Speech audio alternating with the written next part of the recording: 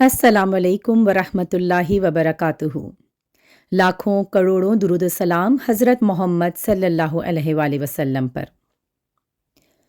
مکہ میں آپ صلی اللہ علیہ وآلہ وسلم کی امانت اور دیانت کی وجہ سے آپ کو امین کہہ کر پکارا جانے لگا۔ آپ کا یہ لقب بہت مشہور ہو گیا تھا۔ لوگ آپ کو امین کے علاوہ اور کسی نام سے نہیں پکارتے تھے۔ انہی دنوں ابو طالب نے آپ صلی اللہ علیہ وآلہ وسلم سے کہا، اے بھتیجے، میں ایک بہت غریب آدمی ہوں اور قحط سالی کی وجہ سے اور زیادہ سخت حالات کا سامنا ہے۔ کافی عرصے سے خشک سالی کا دور چل رہا ہے۔ کوئی ایسا ذریعہ نہیں کہ اپنا کام چلا سکیں، اور نہ ہماری کوئی تجارت ہے۔ ایک تجارتی قافلہ شام جانے والا ہے، اس میں قریش کے لوگ بھی شامل ہیں۔ قریش کی ایک خاتون ختیجہ بنت خویلد شام کی طرف اپنا تجارتی سامان بھیجا کرتی ہیں۔ جو شخص ان کا مال لے کر جاتا ہے وہ اپنی اجرت ان سے طے کر لیتا ہے۔ اب اگر تم ان کے پاس جاؤ اور ان کا مال لے جانے کی پیشکش کرو تو وہ ضرور اپنا مال تمہیں دے دیں گی، کیونکہ تمہاری امانت داری کی شہرت ان تک پہنچ چکی ہے۔ اگرچہ میں اس بات کو پسند نہیں کرتا کہ تم شام کے سفر پر جاؤ، یہودی تمہارے دشمن ہیں، لیکن حالات کی وجہ سے میں مجبور ہوں، اس کے علاوہ کوئی چارہ بھی نہیں۔ یہاں تک کہہ کر ابو طالب خاموش ہو گئے۔ تب آپ صلی اللہ علیہ وآلہ وسلم نے فرمایا، ممکن ہے وہ خاتون خود میرے پاس کسی کو بھیجیں۔ یہ بات آپ نے اس لیے کہی تھی کہ سیدہ خدیجہ رضی اللہ عنہا کو ایک بااعتماد آدمی کی ضرورت تھی، اور اس وقت مکہ میں آپ سے زیادہ شریف، پاک باز، امانت دار، سمجھدار اور قابل اعتماد آدمی کوئی نہیں تھا۔ ابو طالب اس وقت بہت پریشان تھے۔ آپ کی یہ بات سن کر انہوں نے کہا، اگر تم نہ گئے تو مجھے ڈر ہے وہ کسی اور سے معاملہ طے کر لیں گی۔ یہ کہہ کر ابو طالب اٹھ گئے۔ ادھر آپ کو یقین سا تھا کہ سیدہ خدیجہ خود ان کی طرف کسی کو بھیجیں گی، اور ہوا بھی یہی۔ سیدہ خدیجہ نے اللہ کے رسول صلی اللہ علیہ وآلہ وسلم کو بلا بھیجا، پھر آپ سے کہا، میں نے آپ کی سچائی، امانت داری اور نیک اخلاق کے بارے میں سنا ہے، اور اسی وجہ سے میں نے آپ کو بلوایا ہے۔ جو معاوضہ آپ کی قوم کے دوسرے آدمیوں کو دیتی ہوں، آپ کو ان سے 2 گنا زیادہ دوں گی۔ آپ نے ان کی بات منظور فرما لی۔ پھر آپ صلی اللہ علیہ وآلہ وسلم اپنے چچا ابو طالب سے ملے، انہیں یہ بات بتائی۔ ابو طالب سن کر بولے، یہ روزی تمہارے لیے اللہ نے پیدا فرمائی ہے۔ اس کے بعد آپ صلی اللہ علیہ وآلہ وسلم سیدہ خدیجہ کا سامان تجارت لے کر شام کی طرف روانہ ہوئے۔ سیدہ خدیجہ کے غلام میسرہ آپ صلی اللہ علیہ وآلہ وسلم کے ساتھ تھے۔ روانگی کے وقت حضرت خدیجہ نے میسرہ سے کہا، کسی معاملے میں ان کی نافرمانی نہ کرنا، جو یہ کہیں وہی کرنا، ان کی رائے سے اختلاف نہ کرنا۔ آپ صلی اللہ علیہ وآلہ وسلم کے سب چچاؤں نے قافلے والوں سے آپ کی خبر گیری رکھنے کی درخواست کی۔ اس کی وجہ یہ بھی تھی کہ ذمہ داری کے لحاظ سے یہ آپ صلی اللہ علیہ وآلہ وسلم کا پہلا تجارتی سفر تھا۔ گویا آپ اس کام میں بالکل نئے تھے۔ ادھر آپ روانہ ہوئے، ادھر آپ صلی اللہ علیہ وآلہ وسلم کا معجزہ شروع ہو گیا۔ ایک بدلی نے آپ صلی اللہ علیہ وآلہ وسلم کے اوپر سایہ کر لیا، آپ کے ساتھ ساتھ چلنے لگی۔ جب آپ شام پہنچے تو بصرہ شہر کے بازار میں ایک درخت کے سائے میں اترے۔ یہ درخت ایک عیسائی راہب نستورہ کی خانگاہ کے سامنے تھا۔ اس راہب نے میسرہ کو دیکھا تو خانگاہ سے نکل آیا۔ اس وقت اس نے آپ صلی اللہ علیہ وآلہ وسلم کو دیکھا۔ آپ صلی اللہ علیہ وآلہ وسلم درخت کے نیچے ٹھہرے ہوئے تھے۔ اس نے میسرہ سے پوچھا، یہ شخص کون ہے جو اس درخت کے نیچے موجود ہے؟ میسرہ نے کہا، یہ ایک قریشی شخص ہے، حرم والوں میں سے ہے۔ یہ سن کر راہب نے کہا، اس درخت کے نیچے نبی کے سوا کبھی کوئی آدمی نہیں بیٹھا۔ مطلب یہ تھا کہ اس درخت کے نیچے آج تک کوئی شخص نہیں بیٹھا۔ اللہ تعالیٰ نے اس درخت کو ہمیشہ اس سے بچایا ہے کہ اس کے نیچے نبی کے سوا کوئی دوسرا شخص بیٹھے۔ اس کے بعد اس نے میسرہ سے پوچھا، کیا ان کی آنکھوں میں سرخی ہے؟ میسرہ نے جواب دیا، ہاں بالکل ہے، اور یہ سرخی ان کی آنکھوں میں مستقل رہتی ہے۔ اب نستورہ نے کہا، یہ وہی ہیں۔ میسرہ نے حیران ہو کر اس کی طرف دیکھا اور بولے، کیا مطلب یہ وہی ہیں؟ کون وہی؟ یہ آخری پیغمبر ہیں۔ کاش میں وہ زمانہ پا سکتا جب انہیں ظہور کا حکم ملے گا، یعنی جب انہیں نبوت ملے گی۔ اس کے بعد وہ چپکے سے آپ صلی اللہ علیہ وآلہ وسلم کے پاس پہنچا۔ پہلے تو اس نے آپ صلی اللہ علیہ وآلہ وسلم کے سر کا بوسہ دیا، پھر آپ کے قدموں کو بوسہ دیا اور بولا، میں آپ پر ایمان لاتا ہوں اور گواہی دیتا ہوں کہ آپ صلی اللہ علیہ وآلہ وسلم وہی ہیں جن کا ذکر اللہ تعالیٰ نے تورات میں فرمایا ہے۔ اس کے بعد نستورہ نے کہا، اے محمد، میں نے آپ صلی اللہ علیہ وآلہ وسلم میں وہ تمام نشانیاں دیکھ لی ہیں جو پرانی کتابوں میں آپ کی نبوت کی علامتوں کے طور پر درج ہیں۔ صرف ایک نشانی باقی رہ گئی ہے، اس لیے آپ اپنے کندھے سے کپڑا ہٹائیں۔ آپ صلی اللہ علیہ وآلہ وسلم نے اپنے شانہ مبارک سے کپڑا ہٹا دیا۔ تب نستورہ نے وہاں مہر نبوت کو جگمگاتے دیکھا۔ وہ فوراً مہر نبوت کو چومنے کے لیے جھک گیا، پھر بولا، میں گواہی دیتا ہوں کہ اللہ تعالیٰ کے سوا کوئی عبادت کے لائق نہیں، اور میں گواہی دیتا ہوں کہ آپ صلی اللہ علیہ وآلہ وسلم اللہ تعالیٰ کے پیغمبر ہیں۔ آپ کے بارے میں حضرت عیسیٰ ابن مریم نے خوشخبری دی تھی اور انہوں نے کہا تھا، میرے بعد اس درخت کے نیچے کوئی نہیں بیٹھے گا سوائے اس پیغمبر کے جو امی، ہاشمی، عربی اور مکی ہوں گے۔ قیامت میں حوض کوثر اور شفاعت والے ہوں گے۔ اس واقعے کے بعد آپ صلی اللہ علیہ وآلہ وسلم بصرہ کے بازار تشریف لے گئے۔ وہاں آپ صلی اللہ علیہ وآلہ وسلم نے مال فروخت کیا جو ساتھ لائے تھے اور کچھ چیزیں خریدیں۔ اس خرید و فروخت کے دوران ایک شخص نے آپ سے کچھ جھگڑا کیا اور بولا، لات اور عزا کی قسم کھاؤ۔ آپ نے فرمایا، میں نے ان بتوں کے نام پر کبھی قسم نہیں کھائی۔ آپ کا یہ جملہ سن کر وہ شخص چونک اٹھا۔ شاید وہ گزشتہ آسمانی کتاب کا کوئی عالم تھا اور اس نے آپ کو پہچان لیا تھا، چنانچہ بولا، آپ ٹھیک کہتے ہیں۔ اس کے بعد اس نے میسرہ سے علیحدگی میں ملاقات کی اور کہنے لگا، میسرہ، یہ نبی ہیں، قسم ہے اس ذات کی جس کے ہاتھ میں میری جان ہے، یہ وہی ہیں جن کا ذکر ہمارے راہب اپنی کتابوں میں پاتے ہیں۔ میسرہ نے اس کی اس بات کو ذہن نشین کر لیا۔ راستے میں ایک اور واقعہ پیش آیا۔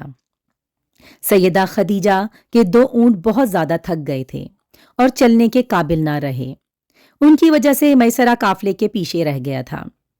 نبی کریم صلی اللہ علیہ وآلہ وسلم قافلے کے اگلے حصے میں تھے۔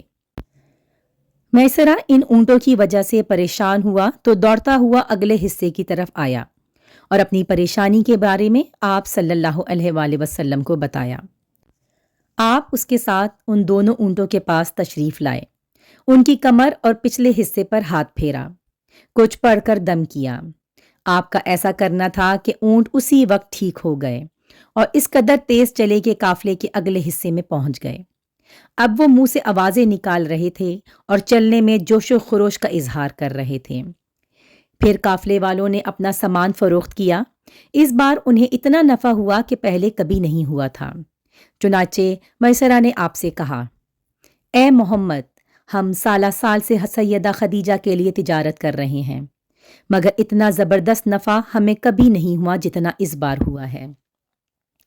آخر قافلہ واپس مکے کی طرف روانہ ہوا۔ میسرہ نے اس دوران صاف طور پر یہ بات دیکھی کہ جب گرمی کا وقت ہوتا تھا اور نبی کریم صلی اللہ علیہ وآلہ وسلم اپنے اونٹ پر ہوتے تھے تو 2 فرشتے دھوپ سے بچانے کے لیے آپ پر سایہ کیے رہتے تھے۔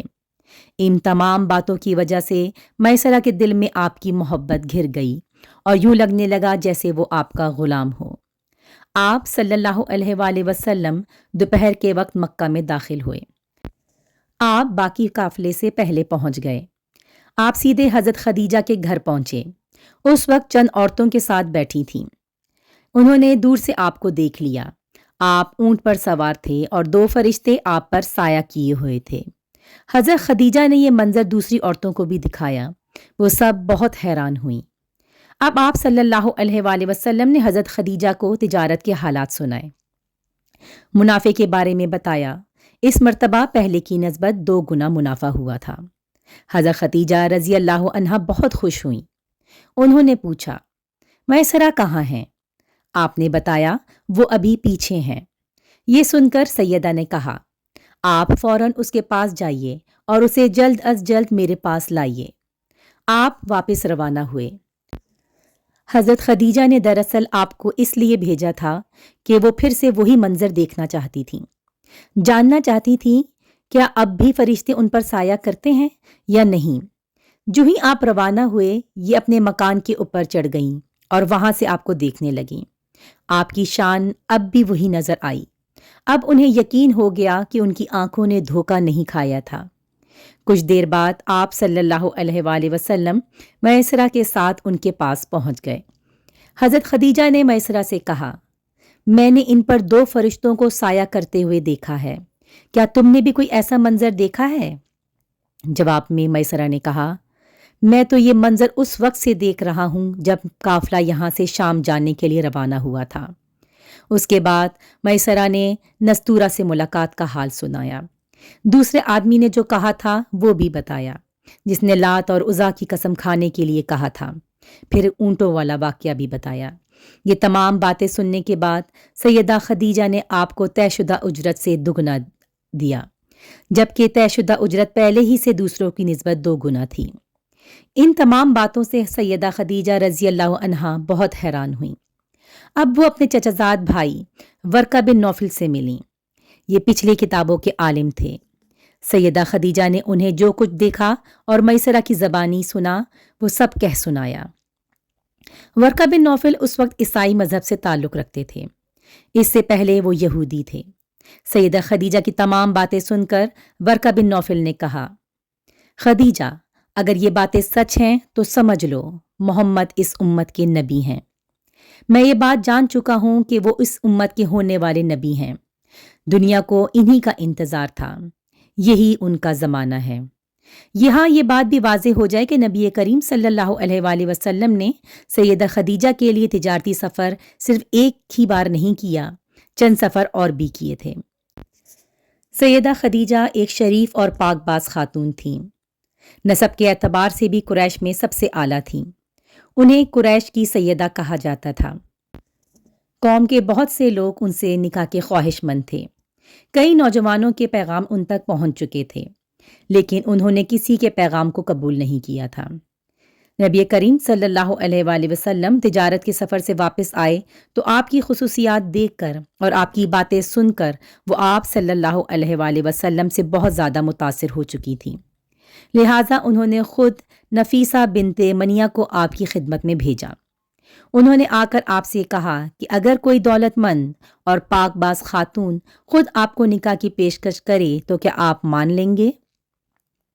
ان کی بات سن کر آپ نے فرمایا وہ کون ہیں؟ نفیسہ نے فوراً کہا خدیجہ بنت خویلد۔ آپ صلی اللہ علیہ وآلہ وسلم نے انہیں اجازت دے دی۔ نفیسہ حضرت خدیجہ کے پاس آئیں، انہیں ساری بات بتائی۔ سیدہ خدیجہ نے اپنے چچا عمرو بن اسد کو اطلاع کرائی تاکہ وہ آ کر نکاح کرا دیں۔ سیدہ خدیجہ کی اس سے پہلے 2 مرتبہ شادی ہو چکی تھی۔ ان کا پہلا نکاح عتیق ابن مائد سے ہوا تھا، اس سے بیٹی ہندہ پیدا ہوئی تھی۔ عتیق کے فوت ہو جانے کے بعد سیدہ کا دوسرا نکاح ابو حالہ نامی شخص سے ہوا تھا۔ ابو حالہ کی وفات کے بعد سیدہ خدیجہ بیوگی کی زندگی گزار رہی تھیں کہ انہوں نے آپ صلی اللہ علیہ وآلہ وسلم سے نکاح کا ارادہ کر لیا۔ اس وقت سیدہ کی عمر 40 سال کے لگ بھگ تھی۔ سیدہ خدیجہ کے چچا عمرو بن اسد وہاں پہنچ گئے۔ ادھر نبی کریم صلی اللہ علیہ وآلہ وسلم بھی اپنے چچاؤں کو لے کر پہنچ گئے۔ نکاح کس نے پڑھایا؟ اس بارے میں روایات مختلف ہیں۔ ایک روایت یہ ہے کہ یہ نکاح چچا ابو طالب نے پڑھایا۔ مہر کی رقم کے بارے میں بھی روایات مختلف ہیں۔ ایک روایت یہ ہے کہ مہر کی رقم 12 اوقیہ کے قریب تھی۔ دوسری روایت یہ ہے کہ آپ نے مہر میں 20 جوان اونٹنیاں دیں۔ نکاح کے بعد نبی کریم صلی اللہ علیہ وآلہ وسلم نے ولیمے کی دعوت کھلائی اور اس دعوت میں آپ نے 1 یا 2 اونٹ ذبح کیے۔ آپ صلی اللہ علیہ وآلہ وسلم کی عمر 35 سال ہوئی تو مکہ میں زبردست سیلاب آیا۔ قریش نے سیلاب سے محفوظ رہنے کے لیے ایک بند بنا رکھا تھا، مگر یہ سیلاب اس قدر زبردست تھا کہ بند توڑ کر کعبے میں داخل ہو گیا۔ پانی کے زبردست ریلے اور پانی کے اندر جمع ہونے کی وجہ سے کعبے کی دیواروں میں شگاف پڑ گئے۔ اس سے پہلے ایک مرتبہ یہ دیواریں آگ لگ جانے کی وجہ سے کمزور ہو چکی تھیں، اور یہ واقعہ اس طرح ہوا تھا کہ ایک مرتبہ کوئی عورت کعبے کو دھونی دے رہی تھی کہ اس آگ میں سے ایک چنگاری اڑ کر کعبے کے پردوں تک پہنچ گئی۔ اس سے پردوں کو آگ لگ گئی اور دیواریں تک جل گئیں۔ اس طرح دیواریں بہت کمزور ہو گئی تھیں۔ یہی وجہ تھی کہ سیلاب نے ان کمزور دیواروں میں شگاف ڈال دیے۔ قریش نے نئے سرے سے کعبے کی تعمیر کا فیصلہ کر لیا اور پروگرام بنایا کہ بنیادیں مضبوط بنا کر دیواروں کو زیادہ اونچا اٹھایا جائے۔ اس طرح دروازے کو بھی اونچا کر دیا جائے گا تاکہ کعبے میں کوئی داخل نہ ہو، صرف وہی شخص داخل ہو جسے وہ اجازت دیں۔ اب انہوں نے پتھر جمع کیے۔ ہر قبیلہ اپنے حصے کے پتھر الگ جمع کر رہا تھا۔ چندہ بھی جمع کیا گیا۔ چندے میں انہوں نے پاک کمائی دی، ناپاک کمائی نہیں دی۔ مثلاً سود کی کمائی، دوسروں کا مال غصب کر کے حاصل کی گئی دولت چندے میں نہیں دی، اور پاک کمائی انہوں نے بلا وجہ نہیں دی تھی۔ ایک خاص واقعہ پیش آیا تھا جس سے وہ اس نتیجے پر پہنچے تھے کہ اس کام میں صرف پاک کمائی لگائی جائے گی۔ وہ واقعہ یوں تھا۔ ایک قریشی سردار ابو وہب عمرو بن عابد نے جب یہ کام شروع کرنے کے لیے ایک پتھر اٹھایا تو پتھر اس کے ہاتھ سے نکل کر پھر اسی جگہ پہنچ گیا جہاں سے اسے اٹھایا گیا تھا۔ اس پر قریشی حیران و پریشان ہوئے۔ آخر خود وہب کھڑا ہوا اور بولا، اے قریشیوں، کعبے کی بنیادوں میں سوائے پاک مال کے کوئی دوسرا مال شامل مت کرو۔ بیت اللہ کی تعمیر میں کسی بدکار عورت کی کمائی، سود کی کمائی یا زبردستی حاصل کی گئی دولت ہرگز شامل نہ کرنا۔ یہ وہب نبی کریم صلی اللہ علیہ وآلہ وسلم کے والد حضرت عبداللہ کا ماموں تھا۔ جب قریش کے لوگ خانہ کعبہ کی تعمیر کے لیے پتھر ڈھو رہے تھے تو ان کے ساتھ نبی کریم صلی اللہ علیہ وآلہ وسلم بھی پتھر ڈھونے میں شریک تھے۔ آپ پتھر اپنی گردن پر رکھ کر لا رہے تھے۔ تعمیر شروع کرنے سے پہلے قریش کے لوگوں نے خوف محسوس کیا کہ دیواریں گرنے سے کہیں ان پر کوئی مصیبت نہ نازل ہو جائے۔ آخر ایک سردار ولیدہ بن مغیرہ نے کہا، کعبے کی دیواریں گرانے سے تمہارا ارادہ اصلاح اور مرمت کا ہے یا اس کو خراب کرنے کا؟ جواب میں لوگوں نے کہا، ظاہر ہے ہم تو مرمت اور اصلاح چاہتے ہیں۔ یہ سن کر ولید نے کہا، تب پھر سمجھ لو اللہ تعالیٰ اصلاح کرنے والوں کو برباد نہیں کرتا۔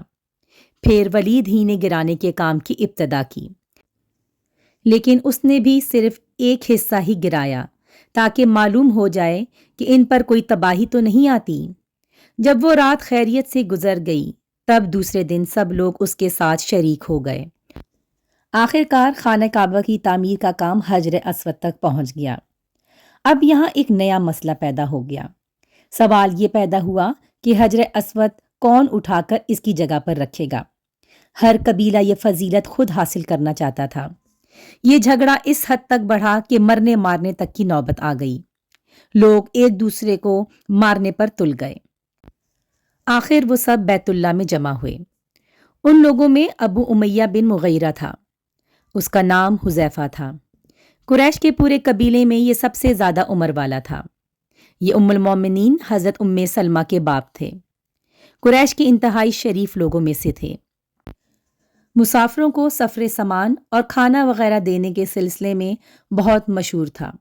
جب کبھی سفر کرتا تو اپنے ساتھیوں کے کھانے پینے کا سامان خود کرتا تھا۔ اس وقت اس شدید جھگڑے کو ختم کرنے کے لیے اس نے ایک حل پیش کیا۔ اس نے سب سے کہا، اے قریش کے لوگوں، اپنا جھگڑا ختم کرنے کے لیے تم یوں کرو کہ حرم کی صفا نامی دروازے سے جو شخص سب سے پہلے داخل ہو اس سے فیصلہ کروا لو۔ وہ تمہارے درمیان جو فیصلہ کرے وہ سب اس کو مان لیں۔ یہ تجویز سب نے مان لی۔ آج اس دروازے کو باب السلام کہا جاتا ہے۔ یہ دروازہ رکن یمانی اور رکن اسود کے درمیانی حصے کے سامنے ہے۔ اللہ کی قدرت کے اس دروازے سے سب سے پہلے حضور نبی صلی اللہ علیہ وآلہ وسلم تشریف لائے۔ قریش نے جیسے ہی آپ کو دیکھا پکار اٹھے، یہ تو امین ہے، یہ تو محمد ہے، ہم ان پر راضی ہیں۔ اور ان کے ایسے کہنے کی وجہ یہ تھی کہ قریش اپنے آپس کے جھگڑوں کے فیصلے آپ ہی سے کروایا کرتے تھے۔ آپ کسی کی بے جا حمایت نہیں کرتے تھے، نہ بلا وجہ کسی کی مخالفت کرتے تھے۔ پھر ان لوگوں نے اپنے جھگڑے کی تفصیل آپ کو سنائی۔ ساری تفصیل سن کر آپ نے فرمایا، ایک چادر لے آؤ۔ وہ لوگ چادر لے آئے۔ آپ نے اس چادر کو بچھایا اور اپنے دست مبارک سے حجر اسود کو اٹھا کر اس چادر پر رکھ دیا۔ اس کے بعد آپ نے ارشاد فرمایا، ہر قبیلے کے لوگ اس چادر کا ایک ایک کنارہ پکڑ لیں، پھر سب مل کر اس کو اٹھائیں۔ انہوں نے ایسا ہی کیا۔ چادر کو اٹھائے ہوئے وہ اس مقام تک آ گئے جہاں حجر اسود کو رکھنا تھا۔ اس کے بعد نبی اکرم صلی اللہ علیہ وآلہ وسلم نے حجر اسود کو اٹھا کر اس کی جگہ رکھنا چاہا، لیکن عین اسی وقت ایک نجدی شخص آگے بڑھا اور تیز آواز میں بولا۔ بڑے تعجب کی بات ہے کہ آپ لوگوں نے ایک کم عمر نوجوان کو اپنا رہنما بنا لیا ہے، اس کی عزت افزائی میں لگ گئے ہو۔ یاد رکھو، یہ شخص سب کو گروہ میں تقسیم کر دے گا، تم لوگوں کو پارا پارا کر دے گا۔ قریب تھا کہ لوگوں میں اس کی باتوں سے ایک بار پھر جھگڑا ہو جائے، لیکن پھر خود ہی انہوں نے محسوس کر لیا کہ حضور صلی اللہ علیہ وآلہ وسلم نے جو فیصلہ کیا ہے وہ لڑانے والا نہیں، لڑائی ختم کرنے والا ہے۔ چنانچہ حجر اسود کو نبی کریم صلی اللہ علیہ وآلہ وسلم نے اپنے مبارک ہاتھوں سے اس کی جگہ پر رکھ دیا۔ مورخوں نے لکھا ہے کہ یہ نجدی شخص دراصل ابلیس تھا، جو اس موقع پر انسانی شکل میں آیا تھا۔ جب کعبے کی تعمیر مکمل ہو گئی تو قریش نے اپنے بتوں کو پھر سے اس میں سجا دیا۔ کعبے کی یہ تعمیر جو قریش نے کی تھی، چوتھی تعمیر تھی۔ سب سے پہلے کعبے کو فرشتوں نے بنایا تھا۔ بعض صحابہ نے فرمایا ہے کہ زمین و آسمان کو پیدا کرنے سے پہلے اللہ تعالیٰ کا عرش پانی کے اوپر تھا۔ جب عرش کو پانی پر ہونے کی وجہ سے حرکت ہوئی تو اس پر یہ کلمہ لکھا گیا، لا الہ الا اللہ محمد الرسول اللہ، اللہ تعالیٰ کے سوا کوئی معبود نہیں، محمد اللہ تعالیٰ کے رسول ہیں۔ اس کلمے کے لکھے جانے کے بعد عرش ساکن ہو گیا۔ پھر جب اللہ تعالیٰ نے آسمانوں اور زمین کو پیدا کرنے کا ارادہ فرمایا تو اس نے پانی پر ہوا کو بھیجا۔ اس سے پانی میں موجیں اٹھنے لگیں اور بخارات اٹھنے لگے۔ اللہ تعالیٰ نے ان بخارات یعنی بھاپ سے آسمانوں کو پیدا فرمایا۔ پھر اللہ تعالیٰ نے کعبے کی جگہ سے پانی کو ہٹا دیا، جگہ خشک ہو گئی۔ چنانچہ یہی بیت اللہ کی جگہ ساری زمین کی اصل ہے اور اس کا مرکز ہے۔ یہی خشکی بڑھتے بڑھتے 7 بر اعظم بن گئی۔ جب زمین ظاہر ہو گئی تو اس پر پہاڑ قائم کیے گئے۔ زمین پر سب سے پہلا پہاڑ ابو قبیس ہے۔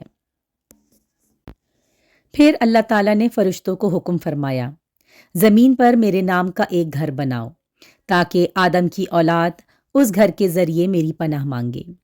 انسان اس گھر کا طواف کریں جس طرح تم نے میرے عرش کے گرد طواف کیا ہے، تاکہ میں ان سے راضی ہو جاؤں۔ فرشتوں نے حکم کی تعمیل کی۔ پھر آدم علیہ السلام نے خانہ کعبہ کی تعمیر شروع کی۔ اس کے بعد حضرت ابراہیم علیہ السلام نے خانہ کعبہ کی تعمیر کی۔ اس طرح قریش کے ہاتھوں یہ تعمیر 4تھی بار ہوئی تھی۔ حضور اکرم صلی اللہ علیہ وآلہ وسلم کی عمر مبارک 40 سال کے قریب ہوئی تو وحی کے آثار شروع ہو گئے۔ اس سلسلے میں سب سے پہلے آپ کو سچے خواب دکھائی دینے لگے۔ آپ جو خواب دیکھتے وہ حقیقت بن کر سامنے آ جاتا۔ اللہ تعالیٰ نے سچے خوابوں کا سلسلہ اس لیے شروع کیا کہ اچانک فرشتے کی آمد سے کہیں آپ خوفزدہ نہ ہو جائیں۔ ان دنوں ایک بار آپ نے سیدہ خدیجہ سے فرمایا، جب میں تنہائی میں جا کر بیٹھتا ہوں تو مجھے آواز سنائی دیتی ہے، کوئی کہتا ہے اے محمد اے محمد۔ ایک بار آپ نے فرمایا، مجھے ایک نور نظر آتا ہے، یہ نور جاگنے کی حالت میں نظر آتا ہے، مجھے ڈر ہے اس کے نتیجے میں کوئی بات پیش نہ آ جائے۔ ایک بار آپ نے یہ بھی فرمایا، اللہ کی قسم مجھے جتنی نفرت ان بتوں سے ہے اتنی کسی اور چیز سے نہیں۔ وحی کے لیے آپ کو ذہنی طور پر تیار کرنے کے لیے اللہ تعالیٰ نے فرشتے اسرافیل کو آپ کا ہمدم بنا دیا تھا۔ آپ ان کی موجودگی کو محسوس تو کرتے تھے مگر انہیں دیکھ نہیں سکتے تھے۔ اس طرح آپ کو نبوت کی خوشخبریاں دی جاتی رہیں، آپ کو وحی کے لیے تیار کیا جاتا رہا۔ اللہ تعالیٰ نے آپ کے دل میں تنہائی کا شوق پیدا فرما دیا تھا، چنانچہ آپ کو تنہائی عزیز ہو گئی۔ آپ غار ہرا میں چلے جاتے اور وہاں وقت گزارتے۔ اس پہاڑ سے آپ کو ایک بار آواز بھی سنائی دی گئی، میری طرف تشریف لائیے اے اللہ کے رسول۔ اس غار میں آپ مسلسل کئی راتیں گزارتے، اللہ کی عبادت کرتے۔ کبھی آپ 3 راتوں تک وہاں ٹھہرے رہتے، کبھی 7 راتوں تک، کبھی پورا مہینہ وہاں گزار دیتے۔ آپ جو کھانا ساتھ لے جاتے تھے، جب ختم ہو جاتا تو گھر تشریف لے جاتے۔ غار ہرا میں آپ عبادت کس طرح کرتے تھے؟ روایات میں اس کی وضاحت نہیں ملتی۔ علماء کرام نے اپنا اپنا خیال ضرور ظاہر کیا ہے۔ ان میں سے ایک کا خیال ہے کہ آپ کائنات کی حقیقت پر غور و فکر کرتے تھے، اور یہ غور و فکر لوگوں سے الگ رہ کر ہی ہو سکتا تھا۔ پھر آخر وہ رات آ گئی جب اللہ تعالیٰ نے آپ صلی اللہ علیہ وآلہ وسلم کو نبوت اور رسالت عطا فرما دی۔ آپ کی نبوت کے ذریعے اپنے بندوں پر عظیم احسان فرمایا۔ یہ مہینہ رمضان کا تھا۔ یہ پہلا موقع تھا جب جبرائیل علیہ السلام وحی لے کر آپ کی خدمت میں حاضر ہوئے۔ اس سے پہلے وہ آپ کے پاس نہیں آئے تھے۔ جس صبح جبرائیل علیہ السلام وحی لے کر آئے وہ پیر کی صبح تھی، اور پیر کی صبح ہی آپ اس دنیا میں تشریف لائے تھے۔ آپ صلی اللہ علیہ وآلہ وسلم فرمایا کرتے تھے، پیر کے دن کا روزہ رکھو، کیونکہ میں پیر کے دن پیدا ہوا، پیر کے دن ہی مجھے نبوت ملی۔ بہرحال اس بارے میں روایات مختلف ہیں۔ یہ بات طے ہے کہ اس وقت آپ کی عمر مبارک 40 سال تھی۔